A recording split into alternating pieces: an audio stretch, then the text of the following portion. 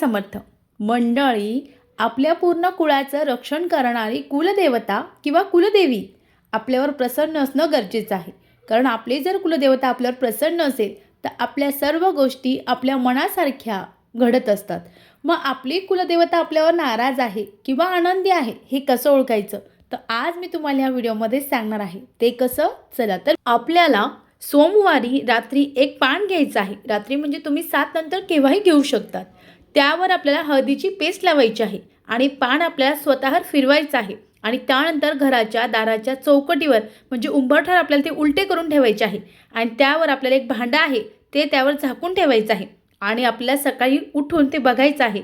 हळद लाल झाली असेल तर तुमच्या कुटुंबातील सर्व देवता तुमच्यावर रागवली आहे आणि जर हळद हळदीसारखी पिवळी झाली असेल आणि पानाचे जे तुकडे झाले असेल तर तुमच्यावर काहीतरी करणी, बाधा, नकारात्मक शक्ती तुमच्या घरामध्ये वास करत आहे किंवा तुमच्यामध्ये आहे. आणि जर हळद हळदीसारखी असेल आणि पानसुद्धा अगदी चांगलं असेल तर तुमच्या कुटुंबावर तुमची जी कुलदेवी आहे, कुलदेवता आहे, ते तुमच्यावर प्रसन्न आहे आणि त्यांचा अखंड वरदहस्त तुमच्यावर आहे.